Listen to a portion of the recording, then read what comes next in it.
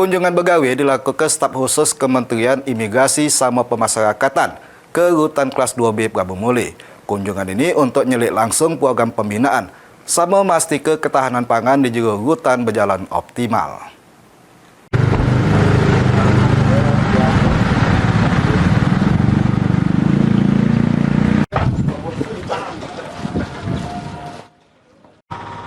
Staf khusus Menteri Imigrasi dan Pemasyarakatan Bidang Hubungan Kemasyarakatan Ahmad Fanani didampingi staf khusus bidang komunikasi dan media Abdullah Rasid melakukan kunjungan begawi ke Rumah Tahanan Negara Kelas 2B Prabu Muli.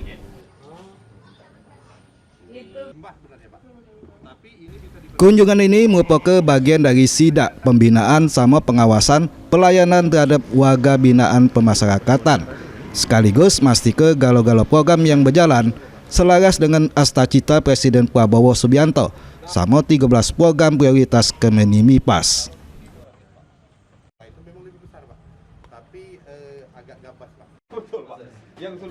Salah sikap fokus utamanya program ketahanan pangan terpadu yang melibatkan warga binaan dan juga proses pertanian, peternakan, sama pengolahan hasil produksi.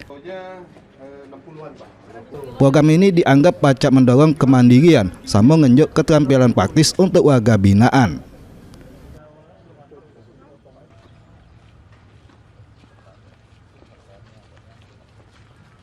Staf khusus Menimipas bidang komunikasi dan media Abdullah Rasid negeske, hutan sama lapas mak ini tidak lagi sekedar tempat jalani hukuman, melainkan sudah bertransformasi jadi pusat pembinaan yang produktif, edukatif, sama berorientasi ke keterampilan untuk bekal kehidupan sesudah bebas.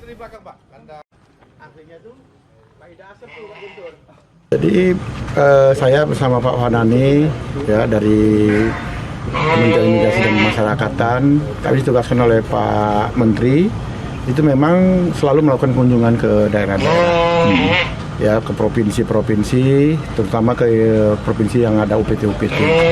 Jadi salah satunya adalah rutan seperti ini, rutan, lapas, kantor-kantor imigrasi.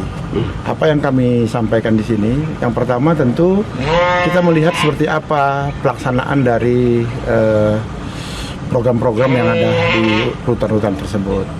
Baik itu program-program yang dicanangkan oleh Presiden.